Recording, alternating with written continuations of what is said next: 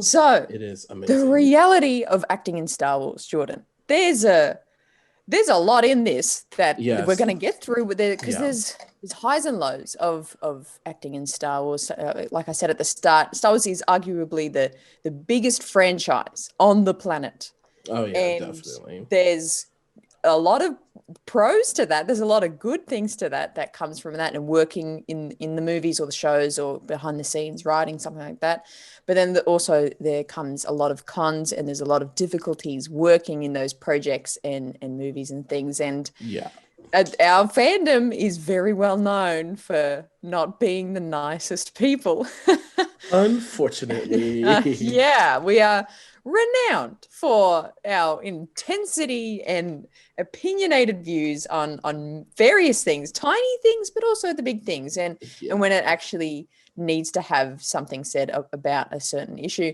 So to kind of get our a bit of an entree into this topic, get us thinking about this topic of what is it like to be in the Star Wars universe, working on a Star Wars project. What do you think, like, Jordan, if you had to be working on a That's me. Star Wars project, and if Uh-huh. you were in any kind of capacity, what would you be doing? Would you be an actor? Would you be a director, a writer, props, set design? Like, what would you do if you got the opportunity to work on a Star Wars project? I don't know. All of it seems amazing and I want to do it all. Mm. I think I would, but if I had to pick one, I would be the a Dave Filoni, John Favreau type. Um, Oh yeah, like an and executive I producer, would maybe. make a Like show and kind it of. would be called The Mm. Adventures of Finn and Poe. And I love that so they're much. gonna go on their adventures and be in a loving relationship with each other. Ray Hmm. can show up and train Finn to be a Jedi, and that's just This that is on that. magical. This is magical. I want that show. Yes, Hey, I have a name and everything. is Finn and Poe's ship name? Is it Pin or Foe? It's Finn Poe. They just combine Oh, both just names Finn because they're Poe? so Oh, okay. short. But some people That's a also fair call them point. Storm Pilot because one was a stormtrooper, the other one's a Oh, pilot. that's satisfying. So I like that. I love that a lot. yeah, That's cool. I like they're that. both great. Okay. Like so I can so like an executive producer, you would like want Yeah. to be in that kind Hmm. of overseeing kind of creator, just Right. like going around it. Yeah, I can see. I would love to. I think I would love to direct Yeah. like an episode of Hmm. Mandalorian. I think that's what I would want to do because it's like you don't have this. I mean, it's still a responsibility, but it's not like Yeah. you're making the next sequel movie where it's like Right. up for every human's discrepancy to just have an opinion on.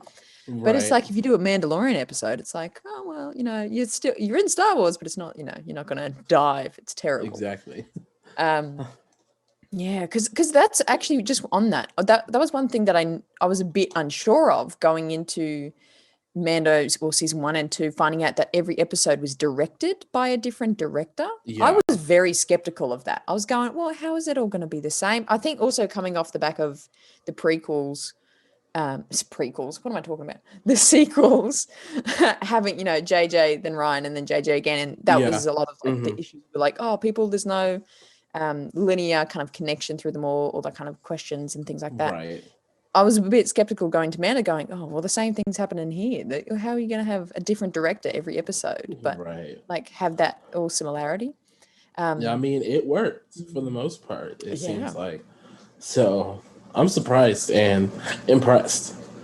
yeah, absolutely. And I think you're right. It did really work. Actually, it wasn't. Yeah. It's not that it worked. It like really worked. Like it Yeah. was. It was a good, different flavor every episode, Yeah. if you will. Hmm. Yeah. For sure. So good, so good. Now, talking about the being involved in projects and things like this, we're going to be have a bit more focus on the actor's experience in Star Wars, and what goes on in being having a role in the Star Wars movie, and what that means, the responsibility of that. And the most recent, well, fairly recent in the past 5 years, experiences have come out from the sequel trilogies and obviously Right. Mandalorian as well. And so I want to bring up the conversation about Kelly Marie Tran, and this has been a conversation we've had for dotted throughout episodes the past couple of weeks, and because she didn't have a good experience. I'm just going blanketly, she did not have a good experience. Yeah. As far And as the fans go, she absolutely did not have a good experience. And I mean, I guess yeah, I would even go as far as, because, she loved being in episode 8. I don't know how that had since changed with episode 9, considering how small her role was. Um, but I would say more fan wise was where you start to get into the, oh, she wasn't really that happy with how things turned out. Does that make sense? yeah, no, absolutely. So, do you think? Let me ask you this: do you think if us as fans, and actually, I'm not going to include myself in this because I thought I loved the Rose character, to be honest, in The Last Jedi. Oh, same. Yeah. Do you think as fans, if we hypothetically, if we didn't say anything about the Rose character and so many people weren't so arced up about her, Hmm. do you think she would have been more involved in Rise of Skywalker? Do you think she would have had more of a role? It's hard to say just because Finn, I feel like, was generally liked. Mm, And yet his role was still diminished. So it's hard for yeah. me to say. Mm, Because on one point you've heard me say in past shows that Disney slash Lucasfilm have a tendency to listen to the wrong people. Um, yeah. they still kind of make their own sketchy decisions as far as Yeah. those sort of things go. Yeah. So I'm not really sure. I don't know. I don't know if it would be better. Mm, I would hope it would be, but yeah. I can't say because not to mention, Star Wars creators and fans are both very weird. We're all very unpredictable, except when we become very predictable. Yeah. So, uh, who knows? You know? Yeah. Yeah. And I think the thing with Rose, and like maybe this happened with Finn to a bit as well. Uh, Hmm. Definitely the kind of jumping on the bandwagon kind of thinking of it's a real small group of people that would have had an issue or didn't like that character. But Right. then it's just kind of, oh, people are saying it. I should say it too. Oh, this is my opinion. Like jumping on it. Do you think that happened with Rose's character? Do you think it wasn't actually more of an issue of her character? Star Wars fans just have an issue with we don't know how to disagree in a nice way, in a respectful Yeah. way. Do you, Um. yeah.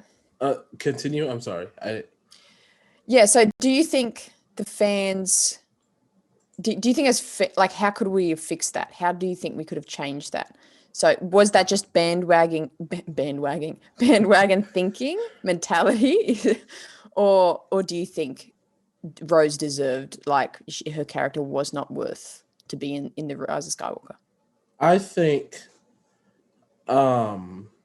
I definitely think it was sort of bandwagoning. I just feel like the Star Wars fans have to realize you're not gonna like every single character. Mm, And that does not mean they don't need to be in a movie just because you don't like them. mm, yeah. Um, I mean, that's as simple as my answer is. I mean, Yeah. even for the 2 minutes she was in Rise of Skywalker, I loved her. Um, Mm, I wish she was in more, as a matter of fact. Like, I wanted her to be in more because, I mean, she deserves to be in more of Rise of Skywalker. She deserves to be more sequel content. And yeah. that's just how I feel about it. Yeah, absolutely. And we brought this point up a couple of weeks ago as well, talking about her character and actually the impact she had on the storyline. Yeah. And say what you will about like the actor, but the character of Rose, like what we said before, she went through this amazing emotional journey of being in the resistance, losing her sister, but still having Yeah. that fight within her, and it's like this fantastic role model of resilience and strength. And I just still feel it. Ever since we spoke about that a couple of weeks ago, go back on, what was it? Was it the women in Star Wars? Was it that episode? We Yeah, mentioned it a bunch of times. But it's like her character is such a strong role model, and I feel like we've totally lost sight of that. for sure. Yeah, she is the Definitely. definition. Rose in The Last Jedi is the definition of resilience, and she just Yeah, keeps going, and she just wants to help. And that whole idea of that she wasn't this big someone before it. She was working at the bottom of the ship. What yeah. was she servicing the pods or something? Or she was cleaning them? What She was she was, doing? yeah. I think she was just the engineer. I think is what the Yeah, vague yeah. title was. Yes, yeah. So it's she wasn't coming from this big entitled name of a past. She was working in the depths of this thing, but she just wanted to do her part. And that whole storyline, I feel like we totally lost as fans Yeah. in like to our detriment because we were just so arced up to say our thing about her Excuse me. character, and Yeah. but we lost the purpose of why she was in it. And I think so if we meet Jordan and I, if we rewrote the Rise of Skywalker and actually what if any of the three movies, how would we rewrite Rose's character and what would we change if we could change something about her character? Uh, she would be a resistance commander first and foremost. Okay, yeah. Uh, you know, since I mean Leia was on her way to promoting Poe to general, she could have been a captain or commander easily.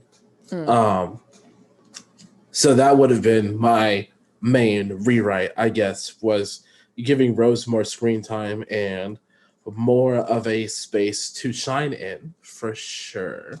Yeah, yeah, absolutely. And I think in specifically Rise of Skywalker, Yeah. I think she could have I don't know, like she could have been there when they went to the name Right. is fleeting When me they went when to they went to Exegol that and or yeah Kajimi and all that, they yeah could have Kajimi been there. yeah Yeah. yeah She could have like for sure been there at the yeah very least. Yeah. and some people have the argument that they felt like there was too many kind of B characters of like we had Hmm. that Rey and Kylo and then we had Finn became that kind of beeline sidelined character of like Yeah. Finn and then the Poe and then having Chewie and then C-3PO. Like some people would say, well, it would have been a massive ensemble. Imagine having like 10 Right. people as a group, going around Yeah. to all these Like places. But the Falcon is a big ship that they can all fit. They're they can all fine. fit. Exactly. Like it's It's not that fine. Yeah, like Rose, get in here. Yeah, right. So I think I would have liked to see Rose going on those little adventures with little adventures. They just saved the galaxy. yeah, Those exactly. big adventures with them. I Exactly. think I would have enjoyed that because even the 2 minutes she was in Rise of Skywalker, she was her character was quite strong and like every like just a couple of words she had all times she was on screen it was something powerful she was doing she was like Yeah. I just keep picturing this scene in my head where they're at the resistance base and I forget the whole line but Finn said something to her being like how's it going or did you say how's it going but How's it and going? I need to really brush up on my Star Wars quotes. How's it going, Rose? Oh goodness. That's just all he says to her all the time. um, oh, I can't stop thinking about Finn saying that to her. Wow. But she's walking around the place on a mission and she's got, she's doing something, she's figuring something out, and she's got this kind of very commanding presence, no pun Yeah. intended, if she's got to be a commander. So I would have liked to see more of her because I found For just sure. her the second she was on screen, I'm like, oh man, she's like taking charge of things. She's like owning life. Like, look at her go. Yeah, So yeah, definitely. I think I would have liked to see her more. Yeah. Rose Mm. deserved better. We've been new. Like that's just Yeah. the bottom line, honestly. Yeah, absolutely. Hey, Nick, what would you say about this Rose situation? If you could change something about her character, what would you change about her or rewrite? Give me a second here. There we go. Everything's trying to catch up there. I don't know why. My stuff sucks right There now. you are. Hello. Oh, hello, Hello. from Mustafa. Well, it's a long connection from Mustafa. Yeah, it is. Trying to pack up here and get out. soon for us all. No, I think. Yeah, I heard two Jedi were on their way. Yeah, Don't, I gotta and get they're out like of mad at each other right now. So I'll get out of there as soon as possible. Don't get in between us. Yeah. Yeah. No, I think that definitely her story was cheapened, and I think that a lot of the time spent in Canto Bite could have, even if it happened there, a lot more of the development could have, I guess, happened in that time frame than really having to try to escape from a jail again and then magically find, DJ and all these. It's just like I get the idea, but it's just. I feel like we're picking and choosing characters to be able to just be like, oh, well, they can go have this story. We need to fill up the time. So it's like, absolutely. I would have rather had a better detailed moment of character growth for her and Finn within either traveling, stopping at other places, and having limited, like a smaller time in Canto Bight, and then maybe read more into it in the book, or something like that. But at least give us more of, like, the characters more time to grow in the movies compared to just, I don't know. I don't even know what you call that whole fiasco. Yeah. Okay. Yeah, I get what you're saying. Like, I feel like that was my issue with Canto Bight as well. As much as it was an interesting concept, I feel like it just did nothing for the story. And I agree. I think we could have gotten more depth out of their character, their journey, if it was just a bit more directed or a bit more focused on their character. For sure. I mean, look, there's a lot of stuff that happened in that Canto Bike. I would say like arc, but it's just it was so long. I mean, I would have rather watched the pod race again. To be honest. I love the pod race. I love the pod race too, but I feel like with the length of how long the race was, I feel like you still get some more story plots within that. A little amount of no noise and revving engine. That's true. Yeah. That's absolutely. What I'm getting at. Yeah. Some more depth about her character. That was good insight. I like that, Nick. Good stuff. So, talking about the kind of reaction that she got from fans and people not liking her involvement in the movies, not to dwell on the negatives, we have some very wholesome moment that we have found. And Jordan, I was talking to you about this the other day, and you were like, "Oh yeah, check out this ovation she got at the Star Wars Celebration." And I was like, "Okay, I'm gonna check this out." YouTubed it. I think are we going to play the? I don't think we're going to play the clip, but I will put the link in the description of the YouTube video for you. But it's the 2019 Star Wars Celebration, and it was this episode 9 panel, which is interesting because it wasn't for Last Jedi, it was now for Rise of Skywalker, and she was in it for like the 2 seconds, and people were like, "Oh, why was she not in it?" It was at the back end of all this stuff and crap kind of happening. Sorry. And it was that's okay. That's all right. Blue Shadow virus. It's coming at you. Yeah. How did they stop that? Actually, how did that episode arc finish? It finished with me getting Anakin sick. Yeah. Anakin got angry because Padme was hurt, and he found some root that made the antidote. Yeah, that's right. The root thing, and that's a good. And then Jar Jar was to begin training with a blaster, but never got trained. That was sad. Yeah, we need to link that Clone Wars arc. So every time someone coughs, like what we're talking about now. Back to our point. Wholesome moment. Curly Marie Tran, 2019 Star Wars Celebration, episode 9 panel. She got the most wholesome standing ovation and roaring applause when I believe it was Stephen Colbert who introduced it. Who was hosting it? If it was the episode 9 panel, then it was Colbert. I'm pretty sure. Yeah, I think it was him. I believe so. Yeah. And he introduced it, and she's welcome, Kelly Marie. Yeah. And the crowd just goes insane. Just goes wild for her. And it's so heartwarming because even, I don't know about you, but even if you disagree with her character, you don't like her character, that Yeah. it was this wholesome moment of seeing this person who had to go through a lot of crap and a lot of negativity to her character, to her being in the movies at all, and all this crap that people were just saying on a whim and all this kind of stuff. For her to get this thunderous applause. Yeah. Thanks, And it's Captain. not how Liberty died this Yeah. time. Look I at know, that. right? Woo! And she got a positive thunderous applause. And I think I messaged you guys as well yesterday going, I just watched that YouTube video and I am tears streaming down my face, bawling at this is so heartwarming to think this person Yes. went through all this crap, all this negativity to her character and her involvement. She's just a creator. She's just doing her job, doing her best, doing her thing, and to get all that crap. And then she finally gets this massive, just again, thunderous applause. I think it Yeah. was just so wholesome. What did you think and feel when you saw it and when you watch it? Oh, I agree. I saw it the day it happened. Somebody had uploaded it on social media the day that same day because it was the live panel before the trailer played for the first time, and I was Yeah. like, as she should. Yeah. That's how you treat somebody who played an amazing character in Star Absolutely, Wars. yeah. That's how you come correct. That's somebody who you essentially bullied off social media the whole year before that. Which I think she's back on social media now. Love that for her. Yeah.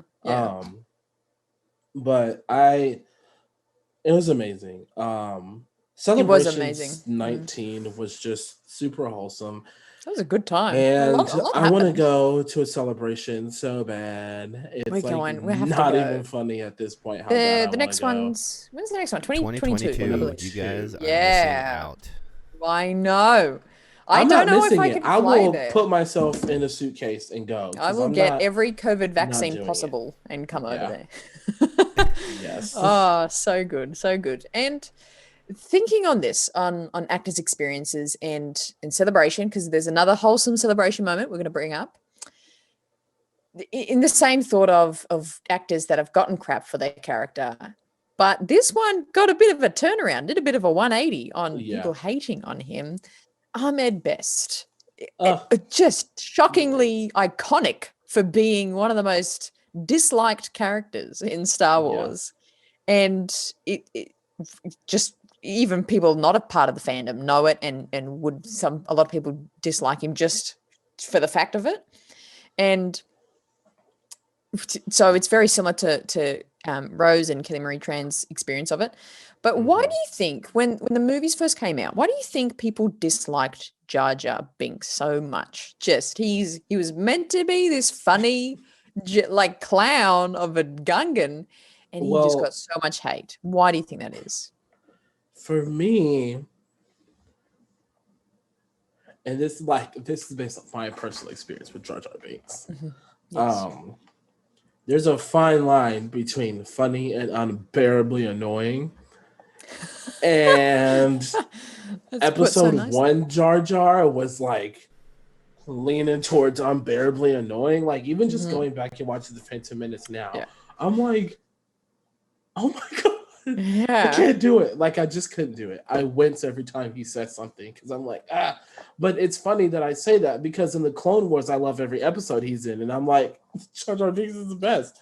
Bombad General. Oh, yes, that's a great episode. I agree. Yeah.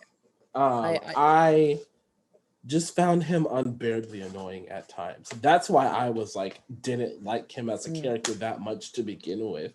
At the start, but I wasn't like mad at the actor or how dare he should go unalive himself, and like that's too much, Yeah exactly. And I think this might happen a lot in the Star Wars universe, is that Star Wars is for all ages, and it was always meant to be. And it was aimed for kids, but then obviously because it's just lasted so long, those kids are now well into their adulthood. And when the prequels came out, I think Jar Jar was that funny, goofy kind of slapstick humor, that real kind of Dumb and Dumber, if you will, kind of idiot on screen for those kids, that those like 8 to 12-year-olds. I feel like that's like the prime age to like Jar Jar Binks. Yes. Because, you know, where's he gets his tongue like stuck in the electric like beam of the pod racer. Yeah. Like Padme has to come and be like, come on, mate, you know, you've had a bit too many. And, you know, and then he steps in the like the droppings of that animal. I don't know what that animal's called. You know, the one with that, it's got like a little, on Tatooine, it's got that little trunk. It's got like a mini elephant trunk. What are those animals called? Because there's Bantha, then there's those other animals. Yeah. But anyway, so, you know, he's doing all these stupid, ridiculous things. Yeah. But it's for the appeal of the kids, really. And it's for that, you know, something to point and laugh at. I think so. Yeah. But then, of course, in the great essence of Star Wars fandom, we went, yeah, this is terrible. He's annoying. And I do have to agree with you, even though I just said all that, oh, it's great that we have this clown on the screen. I totally agree. He was unbearably annoying in Phantom Menace. Yeah. But I feel like we had to have that annoyingness to get the essence of Jar Jar and to understand his context. So like what you said in Clone Wars, when Clone Wars came around, I totally have the same opinion. I really enjoyed his arcs and his experiences he had and the things he went through. That was a lot more interesting and in depth. So I think we had to have that kind of contrast of Phantom Menace, mate, just shut up. What are you talking about? What are you doing? Just stop. And to appreciate the interest and the depth of Jar Jar we got in the Phantom Menace, in the Clone Wars. Oh yeah, for sure. Who Ahmed Best voiced, by the way. I'm pretty sure he did. Did he? I think there was like a couple of episodes where he didn't, but it was really obvious. In the first season, I believe it wasn't him, but then pretty much after that, it was first or 2 seasons. Yeah. That sounds right. I think because there was a couple episodes where you're just like, ooh, that's not Jar Jar. That's someone trying really hard to be Jar Jar. Yeah. But then the rest of it, you can definitely tell. So yeah, Jar Jar, you hate him, you kind of hate to love him and all that kind of stuff. Right. But I think also the other thing that we need to highlight as well is that people. The issue with it is that people didn't like the character and then connected that to the actor. And that's the issue that happened with Ahmed Best in his case, and the backlash that he got. And, you know, it's been 20 years and he's still, you know, coming out with, you know, following him on Twitter on things today that he's still kind of recuperating and getting over this experience, this intense experience he had 20 years ago about people just hating on him for Jar Jar, where if we objectively look at it, he was a fantastic motion captured actor doing an incredible role, bringing to life this made up alien. Like if we look at it in that way, and same thing like with George having this set idea that he wants to bring this motion capture and have this walk and talk and have someone in a bodysuit doing that, like that was revolutionary for its time. Yeah. And Ahmed did this incredible physicality of Jar Jar, as much as like, I don't like him. He's a bit of a clown. The physicality of Jar Jar I find very fascinating. And, you know, his classic walk is just fantastic. So what do you think about Ahmed's portrayal of Jar Jar? I mean, he did what he needed to do. It was it was great. He did exactly what he needed to do. You can't take that away from him. No matter how much you hate Jar Jar, his character still did what he was meant to do, just because I don't like it. So, yeah. Yeah, absolutely. And Jar Jar and the character of Jar Jar, and more, I think, the Ahmed Best side as well, and the actor side, that he's kind of done a 180 in the Star Wars world, in my opinion. Do you agree? Of people really disliked him, and then now he's kind of in this, become a real positive meme, if you will, of the fandom. Oh yeah, for sure. I think once people realized that they couldn't bully him into submission, they're like, you know what? Let's stop hating. You know. Yeah. And that's what kind of got everyone to calm down and realize that they don't have to be so angry all the time, and they can actually like him. Yeah, yeah, absolutely. And I think yeah, it's almost like everyone just relaxed. I don't know when it Yeah. was or what happened or why it happened, but it just like everyone relaxed. Everyone's like, oh yeah, it's okay. Like Yeah. we can not like this character still. It's not that everyone began to like Jar Jar either. It was like everyone just relaxed and went, you know what, we can not like this character, but like look at this actor doing Like, this let's lay off the fantastic job. actor, maybe. Yeah, yeah, maybe. So I love how that only took us as a fan 20 years to figure that out. Right. But yeah, I definitely think that's what Are you happened. surprised? I'm not. And it comes back to that point of Star Wars fandom, like what we said at the start, it's notorious for being intense and negative and opinionated, and that's actually okay. Yeah, But we for don't know sure. how to do it respectfully, and we don't know Yeah. how to do it without like ripping other fans to shreds. It's literally it's insane. right. I feel like you have a lot of a passion in that kind of area Well, of yeah, considering somebody called me the N word because I wanted to like John Boyega's character, yeah, I'd say I have a little insight oh and yeah, opinions about yeah, that. yeah, absolutely. um, yeah, I don't Yeah, know. I just wish Star Wars fans would calm down. We always we always have to talk over each other. We have to correct everybody. No one can mm, just have an opinion. mm, And it's insane to me because we all like the same thing. We may like different aspects of it, but we all like the same thing.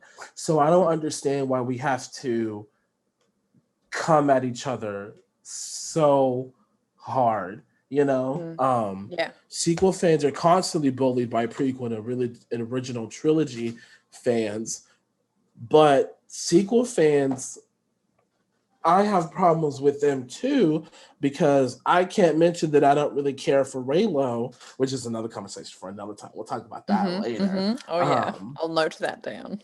I can't mention why I don't like that Mm, without the ridicule.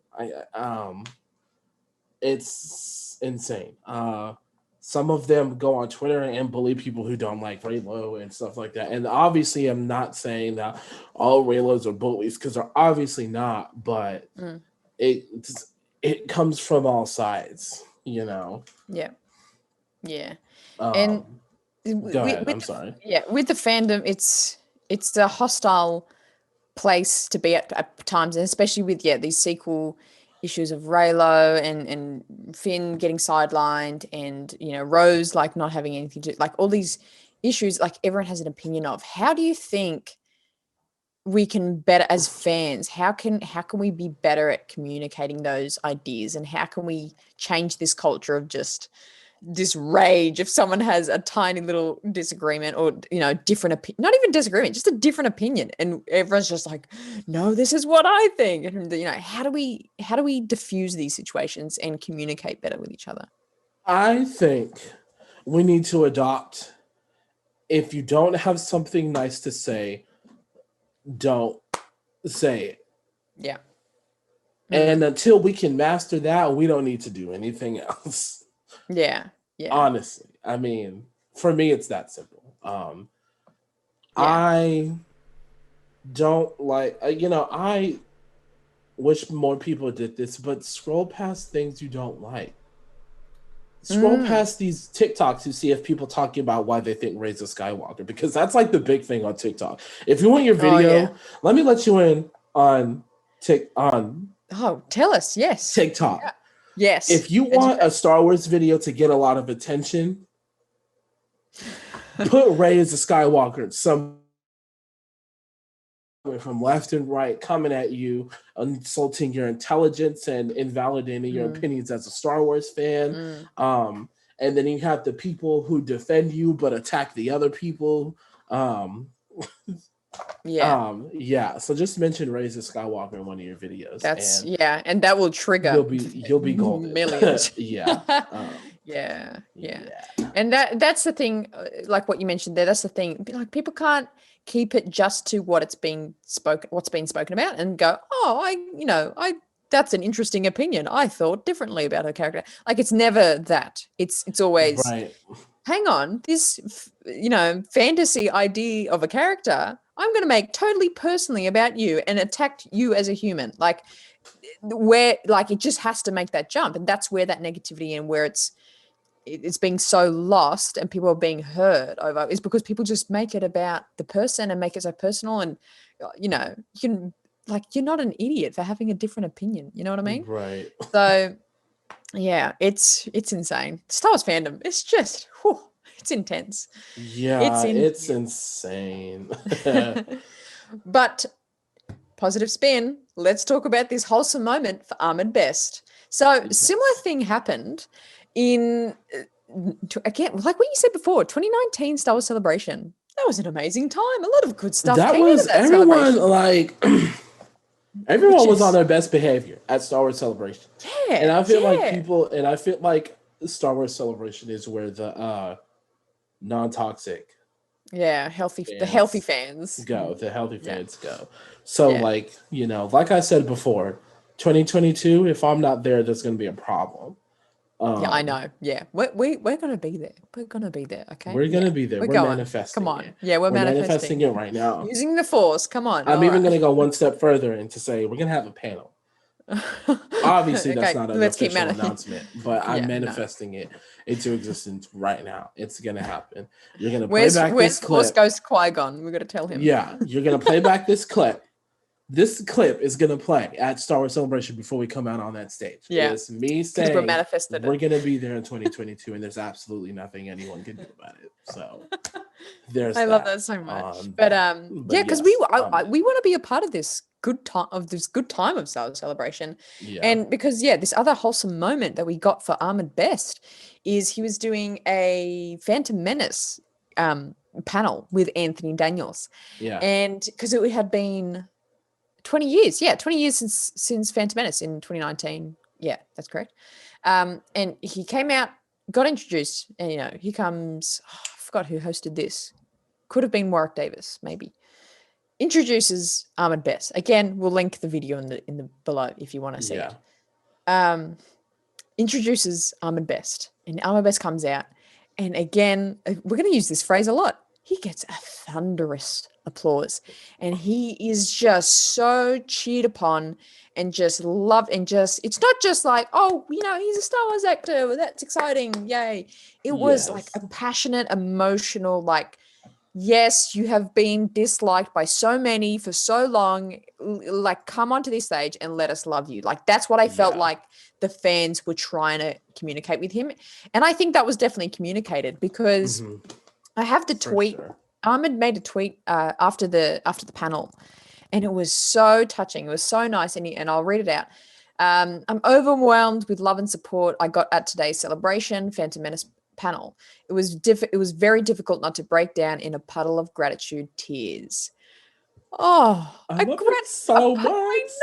So thank you for each and every one of you. Your love is felt so greatly. So again, like, it was just thunderous applause, but he could feel that love, and he can, after all this time of negativity, he can feel that. And for a grown man to break down in a puddle of tears, like, he's just so raw and vulnerable there. Like, just in that sentence, I just love that. It's just amazing. Your love is felt so greatly.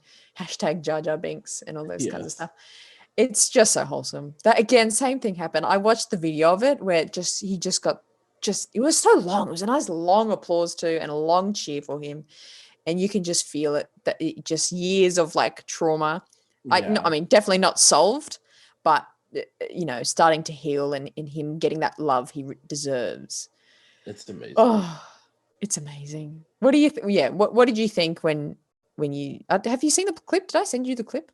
I've seen them all before. I don't remember you sending it to me, but I've seen them all before. I'm the type of person that goes back and watch Star Wars clips religiously. Celebration clips. I still watch all of the trailers for all the sequel movies, despite the movies being out and on Disney Plus. I own the Rise of Skywalker 4K DVD physical copy, and I still watch the trailer. I love that so much. So that's amazing. It was just perfect. I think people realize, oh, our words have an effect on these people, considering he said he considered S. I don't know if we're allowed to say it, so I'm just going to say unalive. He considered unalive. And I think people were starting to realize, oh, what we say affects these actors. Yeah. So we should probably calm down. It was never about him as an actor. It was just the character, and we're sorry. I feel like that's what I got out of that moment. Yeah, I totally agree. It was that realization of our words actually are affecting this human, and like what you said, he tweets about it, and he's actually become very open about it just in the past like couple of years too, not that long.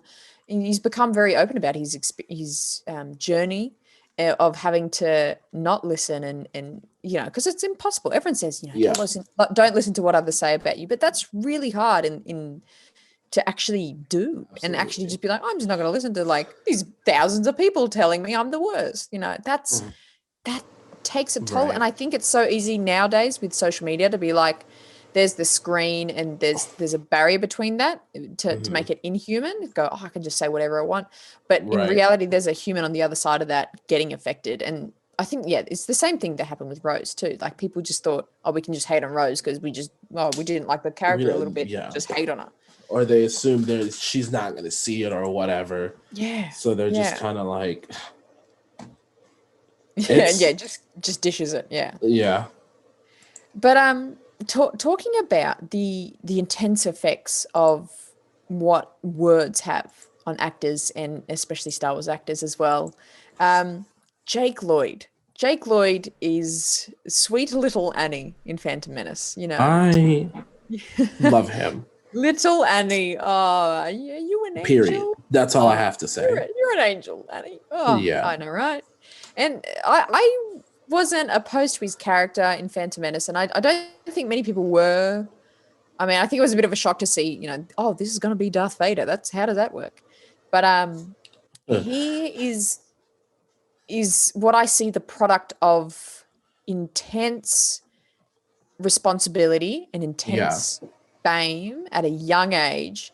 He's and it's really saddening to hear, but he's an example of what happens when it becomes this insane pressure cooker of responsibility for him. Right. So how old was he when he did Phantom Menace? Was he 10?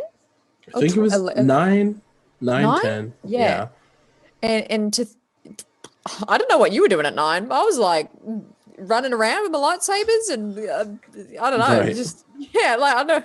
But to think he was, I was wanting to be in his shoes at 10. Yeah, it's what I was doing at 10. Yeah, absolutely.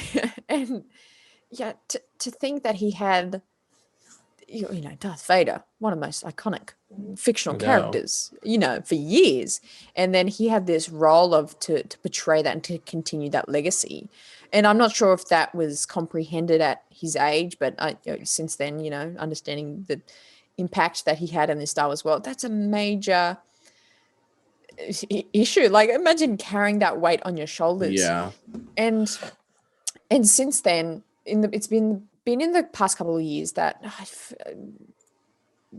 help me with what year this was released, but his mother came out. I believe 99. It was his 99. Well, yeah, it was released in 99. But are you talking about the Phantom Menace? Yeah. But like, because his mum came out explaining that he has been diagnosed with paranoid schizophrenia. Mm-hmm. What year was that announced? I want to say it was. I'm not sure. Nick, do you know this one? Do you know when this was announced? Not the top of my head, but it was probably around like 2012-ish. I remember it was early on during like the hype of the prequels, but it was right after a bunch of incidents that happened. Yeah, and Nick, I want to ask your opinion on this topic as well. So, Jake Lloyd, fantastic actor. He was only in Phantom, but he had this, like what we were just saying, an incredibly harsh experience of being in Star Wars and the biggest franchise so young, and the effects that had on him, and then he became this paranoid person and to be diagnosed with paranoid schizophrenia. That's a real consequence of what has happened in his life. It sucks because like this is the problem in a big communication, especially with like mental health, is that we as fans get too bent and fixated on these actors' personal lives, or like, I mean, some of us that's probably watching this, or maybe we're really young when this all started, and when the prequels came out too. But it's kind of the same idea of what's going on with the sequel trilogy. Not so much in a race standpoint, but the bullying. Like, it's been a problem forever, and the issue with it is that since he was a kid, for Ahmed Best and him, it's been hate and like a lot of negativity, and especially the fact that you got to think like a lot of being a child star, especially in the early 90s, where like it was rough, and there's a lot of things that like are crazy with that, and you got to think of the effects that would do to someone, especially like being that young. And I remember seeing interviews with him when it's pretty much the making of like the Phantom Menace, and he got like, all these toys from like the movies and stuff like that. He was really excited. Yeah. He had like all of these Star Wars toys. And can you imagine just like being a kid, anyone's dream here, especially as a kid, being able to get in Star Wars, and they gave you a good role like that, and you get to live your dream, and then like all these adults are just hating on a child, like, oh, the acting was stale, or like, this and that, causing like, especially when they're growing up, going through life or moving on, and like, I mean, he couldn't even go to school. I mean, like, think about that. Like, we are impacting everyone's lives just by the words we say, the way we act, and how we handle that. I mean, like, I don't know how plain we can make that, but it's just like we can do better, because this for sure a problem for a while, and this stems from every trilogy we do for Star Wars, and it's like this isn't something to be proud about. Absolutely not. Yeah, you're correct. You are.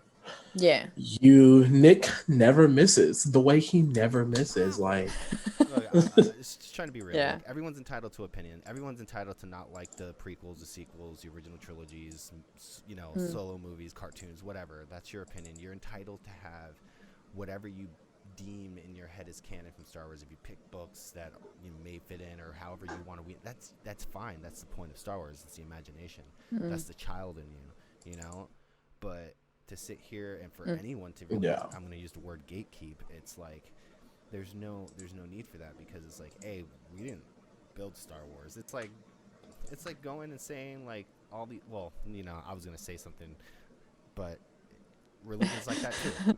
People take and choose what they want. It's the same thing, and yes, Star Wars has a lot of things that can be like, it's mythological, so it's just, all I can say is it's original trilogy, prequel trilogy, sequel, all the generations hug and hone into their babies, and something changes that they don't like from what they remember when it was a kid. You gotta remember that kids now that are watching this 10 years down the road are gonna be where we're at now, most of us, and probably gonna be doing the same thing. And if not, I hope they're better, and we can find a harmony and making this work. Because I mean, we have a lot of Star Wars coming, and there's something for everyone. Buckle up.